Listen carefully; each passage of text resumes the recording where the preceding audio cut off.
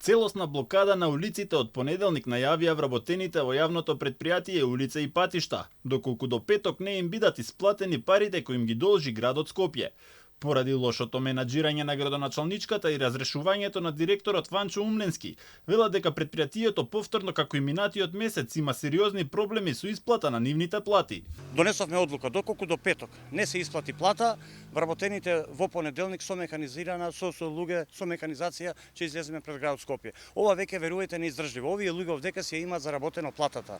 Работа сите сме свесни, ги гледаме по улиците на Скопје на плюс 50 степени, на минус 20. Дел се вклучени кога ќе има сега евентуелно снежни врнежи, овие луѓе без плата не може да работат. Причината за ваквата состојба вработените велат дека лежи во презадолженоста на претпријатието кон добавувачите во износ од 240 милиони денари. Според нив долгот не се подмирувал од страна на директорот, односно градоначалничката, а ако се вршеле плаќања, тие биле конфирми блиски до секретарот на град Скопје и Јарсовска. Велат и дека сметката им е блокирана и дека во претпријатието нема основни средства за работа како нафта, ризла, тампон, рабници, затоа што добавувачите одбиваат да им ги испорачуваат потребните материјали за секојдневното работење. Се плашам веќе се јавуваат и од другите јавни претпријатија што се по градот, може сите да се вклучиме заедно, конечно да се изнајде решение за јавните претпријатија што се во градот. Да не ја шириме тематиката, гледате ЈСП воопште не функционира, учениците добиваат изостаноци, голем е револтот, нема директор, имаме информација некој директор дошол, видел каква е ситуацијата, никој не се нафаќа, не знаеме што е,